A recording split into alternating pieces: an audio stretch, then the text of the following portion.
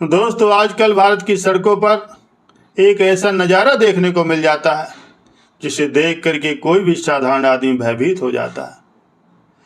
ना कोई कानून है, ना कोई कानून का रखवाला है, और इस खुली छूट का नाम दे दिया जाता है यात्रा और भक्ति। हम बात कर रहे हैं कांवड़ यात्रा की। धर्म और आस्था के नाम पर आज सड़कों पर क्या हो रहा है, आप कई वायरल वीडियो में देख सकते हैं। भयंकर नशा, गांजा, चरस और शराब पी करके युवा सड़कों पर नाच रहे हैं। पूरा का पूरा नेशनल हाईवे 10-10, 15-15 दिनों के लिए ब्लॉक कर दिया जाता है। कौन है ये लोग, और इन्हें सड़कों पर इस तरह की गुंडागर्दी करने के लिए किसने अलाउ कर दिया? क्या आस्था के नाम पर आप किसी भी धूर्त या मक्कार को ये छूट दे सकते हैं कि वो रास्ते में चलती गाड़ियों में तोड़फोड़ कर दे और मासूम बच्चों से भरी स्कूल बसों पर पथराव कर दे या ड्राइवर को खींच करके पीट दे? जरा इस समाज के दोहरे रवैये को समझिए। जब सड़कों पर नमाज पढ़ी जाती है या कोई अजान लाउड स्पीकर पर होती है तो पूरा का पूरा हिंदुत्व ब्रिगेड छाती पीटने लगता है। सोनू निगम जैसे गायकों ने कहा कि मेरी नींद खराब होती है, इसे बंद करो। प्रशासन ने डंडे मार करके सड़कों से नमाज हटवा दी और सब ने तालियां बजाई कि वाह, बहुत अच्छा किया। लेकिन आज क्या हो रहा है? आज कांवड़ यात्रा के नाम पर एम्बुलेंस फंसी है, लोगों की ट्रेन और फ्लाइट छूट रही, दिहाड़ी मजदूरों की रोजी रोटी छिन रही है, स्कूल बंद कर दिए गए हैं और प्रशासन इन हुड़दंगियों पर हेलीकॉप्टर से फूल बरसा रहा है, इनके पैरों में मरहम लगा रहा है कि देश के वैज्ञानिक विकास का मॉडल है। जिन पढ़े लिखे लोगों की वजह से, जिन वैज्ञानिकों डॉक्टरों की वजह से ये देश चल रहा है, उनके रास्ते रोक दिए गए हैं ताकि कुछ नशे में धुत लोग सड़क पर तांडव कर सकें। दोस्तों, इतिहास गवाह है कि प्राचीन काल में जब बरसात का मौसम आता था, यानी सावन का महीना आता था, तो बौद्ध भिक्षु वर्षा वास या चतुर्मास का पालन करते थे। वे यात्राएं रोक देते थे। क्यों? क्योंकि बारिश में सड़कें खराब होती थी और कीड़े मकोड़ों की हत्या का डर रहता था। लेकिन आज के तथाकथित वैज्ञानिकों ने क्या किया? उन्होंने गले में कंधों पर भारी भर कांवड़ लाद ली और चल पड़े। जरा सोच करके देखिए, क्या इससे देश को कोई फायदा हो रहा? क्या आप चाइना को टक्कर दे रहे हैं, जिस कैलाश पर्वत को शिव का निवास माना जाता है? वह आज चाइना के कब्जे में, उसे तो आज आप तक आजाद नहीं करा पाए और सड़कों पर भारी वजन उठा करके सोच रहे हैं कि शिव जी प्रसन्न हो जाएंगे। ये भक्ति नहीं, ये एक पूरे के पूरे समाज के युवाओं को पढ़ाई लिखाई और रोजगार से दूर रख करके उन्हें अंधभक्ति और नशे की गर्त में धकेलने की गहरी साजिश है।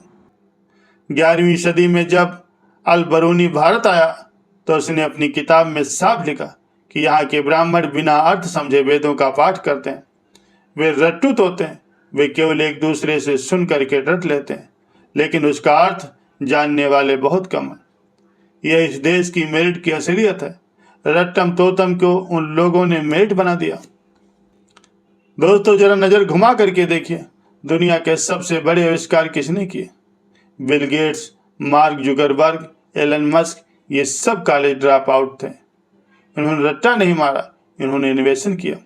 भारत में भी प्राचीन काल की जितनी महान शिल्प कलाएं हैं, बुद्ध की मूर्तियां हैं, अजंता एलोरा की गुफाएं हैं, विशाल स्तूप हैं, वे सब किसने बनवाए? वे सब इसी बहुजन समाज के मेहनत कश लोगों ने बनवाया, क्योंकि इनोवेशन और मेहनत उनके खून में थी।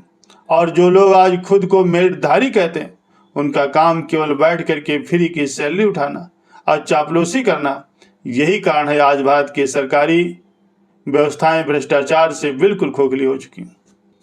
आज मैं आपको एक ऐसा ऐतिहासिक सत्य बताने जा रहा हूं जिसे सुनकर के साथ बहुत से लोगों के पैरों तले जमीन खिसक जाएगी।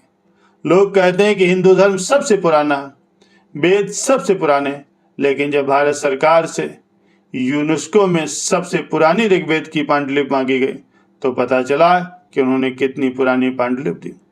साल 1464 की, यानी आज से बमुश्किल 550 साल पुरानी। जबकि इसके विपरीत बौद्ध धर्म की गांधार पांडुलिपि आज से 2100 साल पुरानी, जो कि कार्बन डेटिंग से साबित हो चुकी। और तो और आप ऋग्वेद का पहला मंडल उठा करके पढ़ लीजिए। पहले सूक्त में आपको पुरोहित शब्द मिलेगा, ऋषि शब्द मिलेगा, देव मिलेगा, यहाँ तक कि राक्षस भी मिलेगा, लेकिन ब्राह्मण शब्द पूरी तरह से गायब। पूरे ऋग्वेद के 1000 से ज्यादा सूक्तों में ब्राह्मण शब्द मुश्किल से कुछ ही जगह घुसाया गया। तो फिर ये ब्राह्मण शब्द आया कहां से? दोस्तों, प्राचीन पाली भाषा और बौद्ध धर्म में जो ज्ञानी और विद्वान भिक्षु होते थे उन्हें बमन या समण कहा जाता था। सम्राट अशोक के किसी भी शिलालेख में ब्राह्मण शब्द नहीं, वहां बहमन शब्द लिखा हुआ। बाद में जब लोगों ने अपने ग्रंथ संस्कृत में लिखे, जो खुद बहुत बाद की भाषा, तो उन्होंने बौद्धों के इस बमन शब्द को चुरा करके उसे संस्कृत में ब्राह्मण कर दिया और खुद को समाज में सबसे ऊपर बैठा लिया। दोस्तों, तथागत बुद्ध ने आज से 2400 साल पहले एक बहुत ही वैज्ञानिक बात कही थी, जिसे हम कलाम सूत्र के नाम से जानते हैं। बुद्ध ने कहा था, किसी भी बात पर केवल इसलिए विश्वास मत करो क्योंकि तुमने उसे सुना, और इसलिए भी विश्वास मत करो क्योंकि वो किसी धार्मिक किताब में लिखी, और इसलिए भी मत मानो क्योंकि वो कोई परंपरा है, और इसलिए भी मत मानो क्योंकि तुम्हारे किसी गुरु या किसी बड़े बुजुर्ग ने वो बात कही। तो फिर किस बात पर विश्वास करें?